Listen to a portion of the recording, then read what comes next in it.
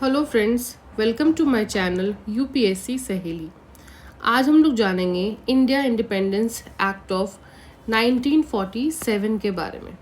ठीक है, ये इस पूरे सीरीज़ का लास्ट एक्ट भी है और चैप्टर एंड भी होने वाला है। कल से जो है हम लोग मेकिंग ऑफ द कॉन्स्टिट्यूशन पढ़ेंगे। ओके, स्टार्ट करते हैं।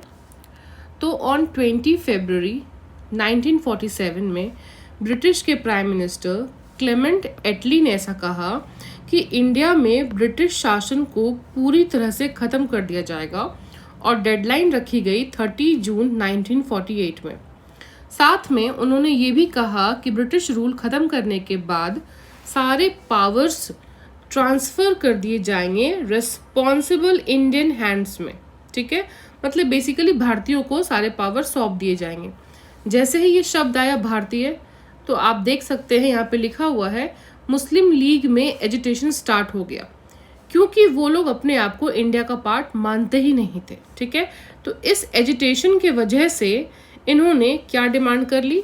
दे demanded for the partition of the country, यानी कि भारत के टुकड़े करो और हमें एक सेपरेट स्टेट, एक सेपरेट डोमिनियन बना के दो।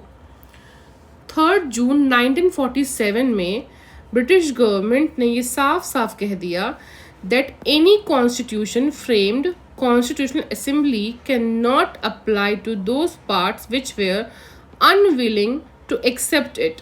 इनके इस डिमांड के बाद ब्रिटिश गवर्नमेंट ने फिर से वही डिवाइड एंड रूल पॉलिसी को अपनाने की कोशिश की और उन्होंने साफ साफ कहा कि अगर आप अभी कोई भी संविधान बनाते हो तो वो इंडिया के किसी भी ऐसे हिस्से पे लागू नहीं होगा जो इसे स्वीकार करने के लिए तैयार नहीं है। मतलब अगर इंडिया में कोई ऐसे प्रिंसली स्टेट हैं, कोई ऐसे प्रोविंसेस हैं जो चाहते हैं इंडिया से बाहर रहना या इंडिया के एक पर्टिकुलर पार्ट में ना उसको इंक्लूड किया जाए बल्कि अलग से उसको एक इंडिपेंडेंट स्टेट की तरह देखा जाए, तो वो बेशक इंडिया से अपने आप को इंडिपेंडेंट कहलवा सकते हैं, इंडिया से इंडिपेंडेंट हो सकते हैं।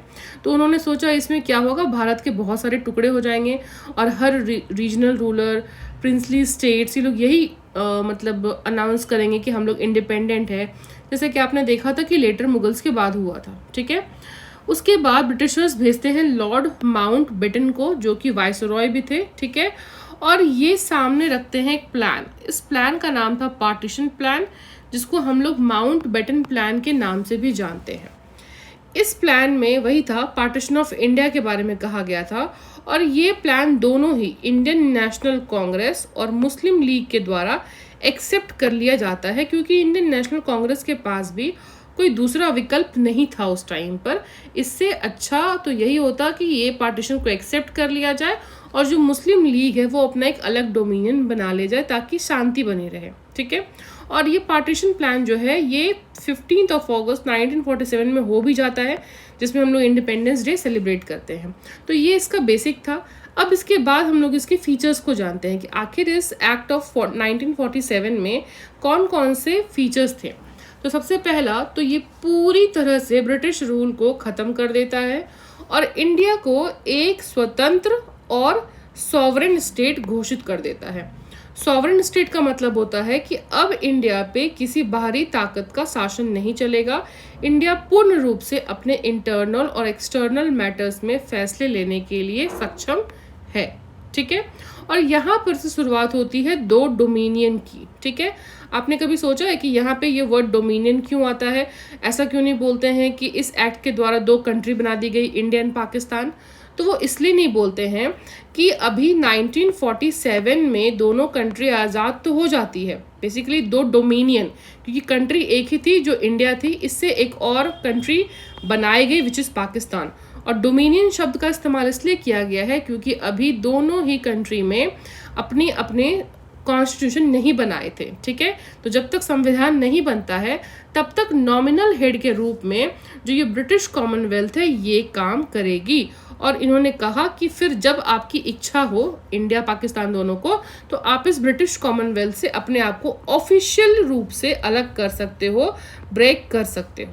ठीक है, Voluntary Association of Independent States that evolved out of British Empire, now it is a Commonwealth of Nation because of the London Declaration of 1949. तो देखो आखिर ये ब्रिटिश कॉमनवेल्थ था क्या।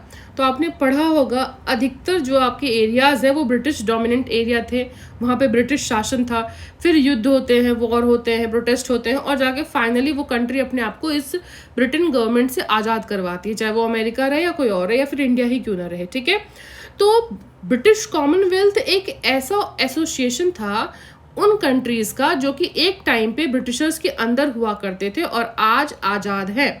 लेकिन क्योंकि ये वॉलेंट्री एसोसिएशन था, अगर आप चाहो तो इसमें आप रह भी सकते हो एज अ मेंबर या बाहर भी निकल सकते हो। तो इंडिया ने डिसाइड किया कि जब ये ब्रिटिश कॉमनवेल्थ जो एसोसिएशन है अभी भी इसके नाम में ब्रिटिश आ रहा है, अगर हम लोग इसके मेंबर रहते हैं तो कहीं ना कहीं नॉमिनल रूप से ही सही हम लोग ब्रिटिश के अंदर ही कहलाएंगे। तो इंडिया ने ऐसा प्रस्ताव रखा, इंडिया के साथ बाकी भी कंट्रीज थी, कि क्यों ना इसका नाम बदलकर ब्रिटिश कॉमनवेल्थ से इसका नाम हटाकर कॉमनवेल्थ ऑफ नेशंस रख दिया जाए। ठीक है, कि सबकी भलाई के बारे में ये एसोसिएशन सोचेगा। और ये प्रस्ताव जो है ये लंदन डिक्लेरेशन 1949 में रखा गया था। ठीक है, तो अभी इंडिया कॉमनवेल्थ ऑफ नेशन का मेंबर है। उस टाइम पे जो वाइसरॉय थे अब उनके ऑफिस को खत्म कर दिया गया और वापस से गवर्नर जनरल बना दिए गए दोनों डोमिनियन के लिए। दैट मीन्स एक गवर्नर जनरल आपके पाकिस्तान और एक इंडिया के लिए। ठीक है, power given to the frame and adopt any constitution and to repeal any act of British parliament. तो कहने का मतलब है दोनों ही डोमिनियन को ये अधिकार दिया गया कि आप किसी भी देश के कॉन्स्टिट्यूशन को देखकर समझ के उनके जैसा ही कॉन्स्टिट्यूशन बना सकते हो या आप अपना भी नया कॉन्स्टिट्यूशन बना सकते हो। आपको ब्रिटिश गवर्नमेंट का कोई भी एक्ट अगर अच्छा लगता है तो आप उसको अडॉप्ट करके अपने नए संविधान में लागू भी कर सकते हो, और अगर कोई ऐसा एक्ट है जो आपको गलत लगता है तो आप उसको रिपील भी कर सकते हो। ठीक है, कॉन्स्टिट्यूशनल असेंबली फ्रेम होने के बाद to legislate till the new constitution framed, no acts of British government after 1947 to extend unless and until extended by its own legislature। यानी कि जब तक अभी आप लोग समय लगा रहे हो अपने संविधान को बनाने के लिए, तब तक ब्रिटिश गवर्नमेंट द्वारा बनाए गए एक्ट्स आप पे लागू रहेंगे। लेकिन एक बार आपका न्यू कॉन्स्टिट्यूशन नया संविधान बन गया तो कोई ज़रूरत नहीं है, जब तक आपकी खुद की इच्छा नहीं होती कि नहीं ये वाले एक्ट अच्छे हैं ब्रिटिश पार्लियामेंट के या फिर गवर्नमेंट के, तो मुझे अपने कॉन्स्टिट्यूशन में इसको अडॉप्ट करके एक नया रूप देना है, तो आप कर सकते हो। बाकी इसके बजाय कोई भी दबाव ब्रिटिश पार्लियामेंट की तरफ से नहीं रहेगा कि आपको इस एक्ट को अपने कॉन्स्टिट्यूशन में इंक्लूड करना है। ठीक है, इसके बाद अगर हम बात करें तो आप ध्यान से देखो, जो आपने इसके पहले पढ़ा था कि सेक्रेटरी ऑफ स्टेट के ऑफिस में जो आपके एडवाइजरी मेंबर्स थे उसको ऐड कर दिया गया था और एग्जीक्यूटिव और लेजिस्लेटिव काउंसिल को खत्म कर दिया गया था। और अब तो सेक्रेटरी ऑफ स्टेट के ऑफिस को ही खत्म कर दिया गया है, क्योंकि जब ब्रिटिश गवर्नमेंट ही नहीं रहेगी इंडिया में तो फिर ये secretary of state British cabinet में करेगी क्या, किस मैटर्स पे काम करेगी। ठीक है, तो इसको खत्म करके एक सेक्रेटरी ऑफ स्टेट बना दिया गया जो कुछ समय के लिए कॉमनवेल्थ अफेयर्स पे ध्यान देगी, जो मैंने आपको बताया ना कॉमनवेल्थ ऑफ नेशंस, उसके लिए काम करेगी। उसके बाद जब ब्रिटिश शासन खत्म होता है हमारे देश से तो आप बोल सकते हो ना उसको लैप्स ऑफ ब्रिटिश पैरामाउंसी, कि सबसे ऊपर ब्रिटिश ही रहेंगे, ब्रिटिश ही ओवरलॉर्ड है, ये चीज़ खत्म हो गई। अब ऐसा कुछ नहीं है, इंडिया एक सॉवरेन कंट्री घोषित हो चुका था, मतलब एक ऐसी कंट्री जो अपने सारे फैसले आप खुद ही ले सकते हैं। ठीक है, तो ब्रिटिश पैरामाउंसी किनके ऊपर से खत्म हो गई, तो जितने भी इंडियन में प्रिंसली स्टेट थे इंडिया में या फिर जितने भी ट्राइबल एरिया थे इंडिया में जिसके साथ इन ब्रिटिशर्स ने कुछ ट्रीटी साइन किए थे, वो सब खत्म हो गए, वो सब खारिज हो गए। और अब इंडिया की जो प्रिंसली स्टेट या ट्राइबल एरियाज है उनके सामने 3 ऑप्शंस रख दिए गए, या तो आप इंडिया ज्वाइन कर लीजिए या आप पाकिस्तान ज्वाइन कर लीजिए, और अगर आपको इन दोनों में से किसी भी डोमिनियन को ज्वाइन नहीं करना है तो आप स्वतंत्र भी रह सकते हैं। जैसे ही ये ऑप्शन मिलता है कि आप स्वतंत्र भी रह सकते हैं, कुछ स्टेट्स ऐसा ही करते हैं, जैसे कि हैदराबाद के निज़ाम मीर उमान कासिम ने ऐसा ही सोचा कि नहीं, ना मैं इंडिया में रहूँगा ना मैं पाकिस्तान में, मेरा खुद का अपना साम्राज्य होगा। वैसा ही जूनागढ़, ट्रावंकोर, भोपाल, कश्मीर, इन सब जगहों पे भी देखा गया। लेकिन थैंक्स टू सरदार वल्लभ भाई पटेल, अगर ये ना होते तो जो उन्होंने कहा था ना कि ब्रिटिश ने ऐसा सोचा था कि हम जैसे ही आज़ाद करके जाएंगे तो इंडिया के टुकड़े हो जाएंगे, सरदार वल्लभ भाई पटेल को लोग ऐसे ही आयरन मैन ऑफ इंडिया नहीं कहते, क्योंकि इन्होंने इंडिया के 562 प्रिंसली स्टेट्स को जोड़ने का काम किया, और जो नहीं भी तैयार थे तो ऑपरेशन पोलो के तहत हैदराबाद को भी इंडिया में शामिल कर लिया जाता है। वैसे ही बाकी जगह पे भी जब इंटरनल रिवॉल्ट्स होते हैं या फिर इन जगह पे जब पाकिस्तान हमला करना शुरू करता है कि तुम मेरे अंदर आ जाओ, तुम मुझ में आके मिल जाओ, तो फिर उनको समझ में आता है, अकल ठिकाने आती है कि नहीं, हमें इससे अच्छा तो इंडिया ही ज्वाइन कर लेने चाहिए। तो आज जाके जो आप इंडिया देखते हो, ये पूरा जो एक संगठित इंडिया है, ये ऐसे ही नहीं है, इसके लिए बहुत कुछ बलिदान देना पड़ा था। ठीक है, उसके बाद अब डिप्राइव्ड ब्रिटिश मोनार्क, यानी कि जो ब्रिटिश का मोनार्क एम्पेरर है, अब उनको ये अधिकार नहीं है कि आप किसी भी बिल को रोक सकते हो एक्ट बनने से, नहीं।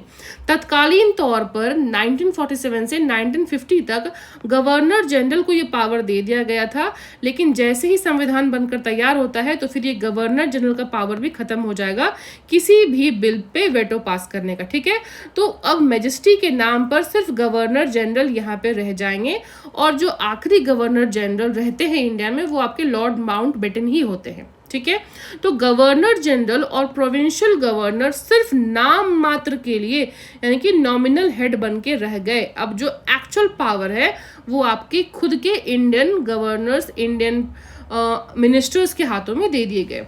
उसके बाद रॉयल टाइटल्स ड्रॉप कर दिए गए और एम्परर ऑफ इंडिया भी अब कोई नहीं रहा।